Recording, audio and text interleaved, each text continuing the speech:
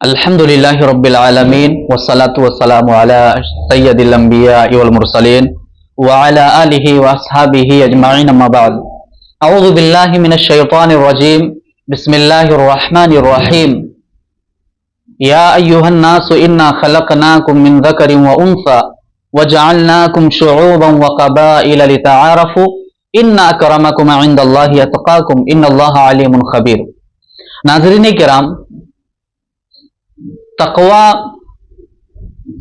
یہ انسان کے جسم کے اندر جو روح ہے اس کے لیے بہت ضروری ہے۔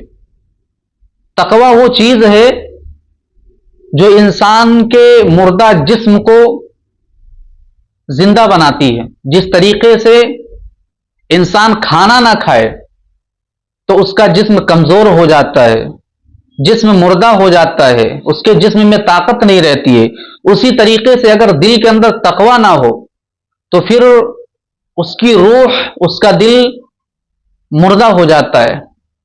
تقوی قرآن مجید کے اندر اللہ رب العالمین نے بار بار اس کا تذکرہ کیا ہے، اور ان گنت مقامات پر اللہ رب العالمین نے کئی الفاظ کے ساتھ تقوی کا تذکرہ کیا ہے اللہ نے۔ اور قرآن مجید کے اندر جس مقام پر اللہ رب العالمین نے تقوی کے بارے میں تذکرہ کیا، مفسرین نے تقوی کو 5 معنوں میں قرآن مجید کے اندر استعمال کیا ہے۔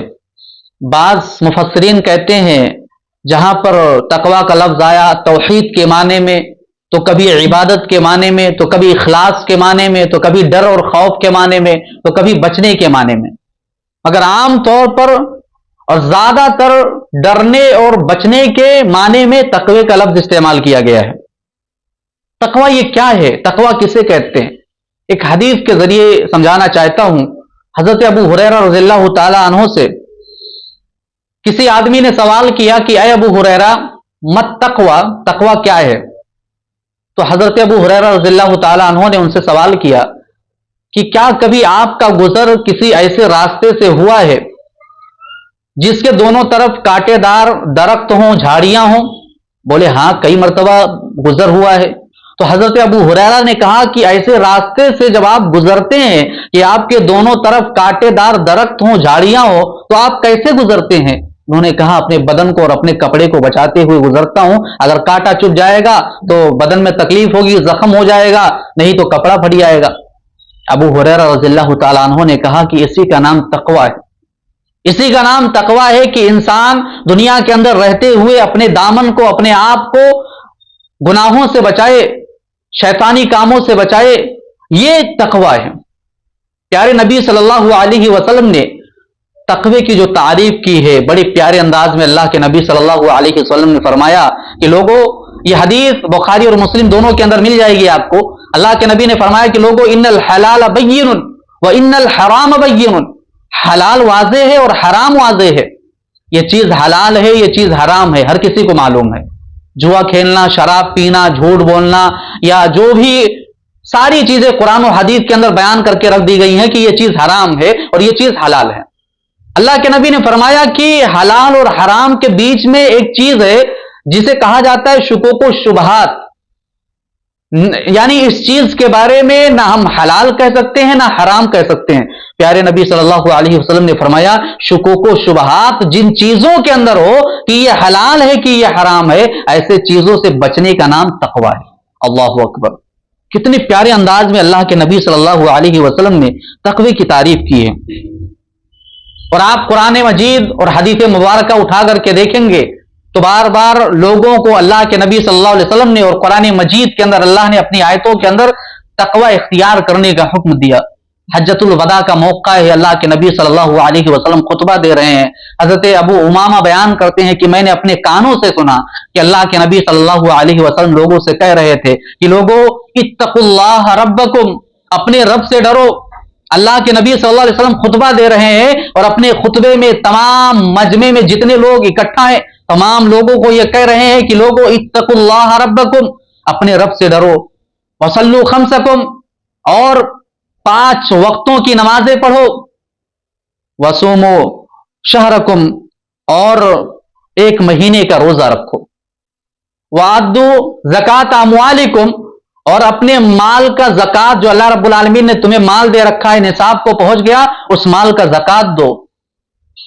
وَأَطِيعُوا ذَا أَمْرَكُمْ، اور میں جو تمہیں حکم دے رہا ہوں اس حکم کی اطاعت کرو، فرما برداری کرو، میری اطاعت اور فرما برداری کرو۔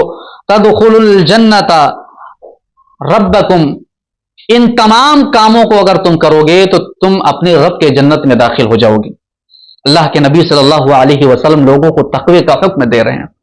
آپ دیکھیے کہ تقوی اگر انسان کے اندر آ جائے تو تقوی اتنی بہترین چیز ہے کہ ہمارا سماج، ہمارا معاشرہ، ہمارا گھر، ہمارا سب کچھ ماحول امن اور سلامتی والا ہو جائے گا۔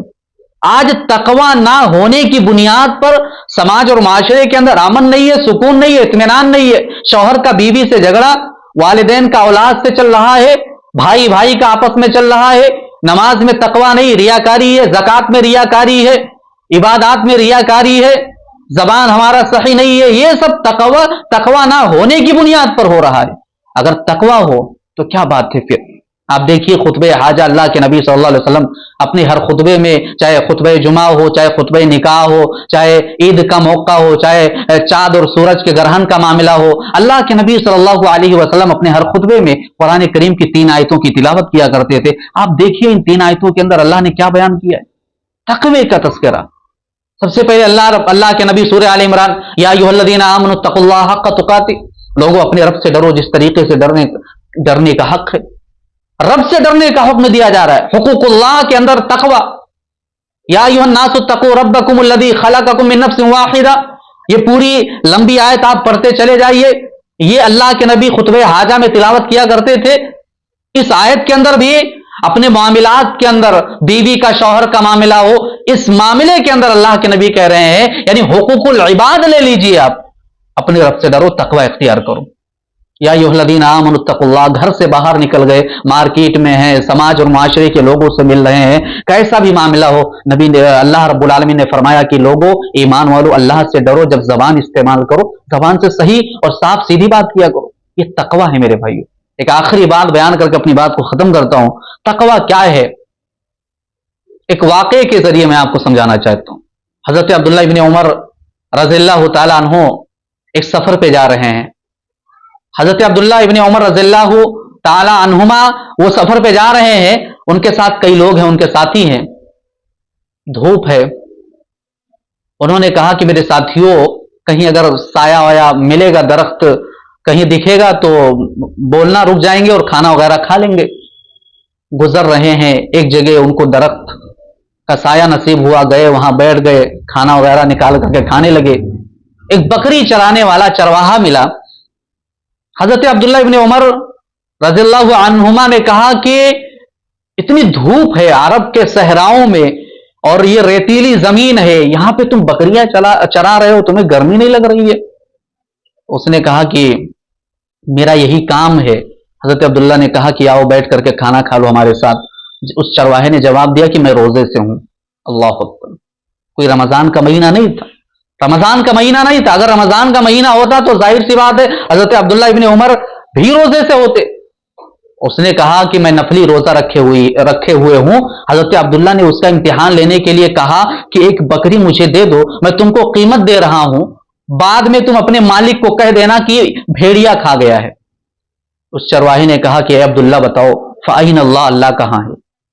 اللہ کہاں ہے؟ فَأَيْنَ اللَّهُ۔ تقوی دیکھنا چاہتے ہو میرے بھائیو، اس چرواہے کے تقوی کو اور اس کے جواب کو دیکھو۔ چاہتا تو بکری دے دیتا، کون دیکھ رہا ہے؟ مالک تو دیکھ نہیں رہا ہے، وہ سوال کرے گا، بہانے کر دیتا، مگر اس نے کہا فَأَيْنَ اللَّهُ، میرا مالک نہیں دیکھ رہا ہے، مگر اے عبداللہ ابن عمر بتاؤ کیا میرا اللہ نہیں دیکھ رہا ہے؟ حضرت عبداللہ رضی اللہ تعالی عنہ نے اس کے اس ادا کو پسند کیا اور اسے خرید کر کے آزاد کر دیا۔ یہ تقوی ہے۔ آج ہمارا معاملہ ایسا نہیں ہے میرے بھائیو، ضرورت اس بات کی ہے تقوی کو اختیار کیا جائے ہر معاملے میں۔ رب العالمین ہمیں ہمارے اندر تقوی پیدا کر دے صحابہ کے جیسا، آمین۔ والسلام علیکم ورحمۃ اللہ وبرکاتہ۔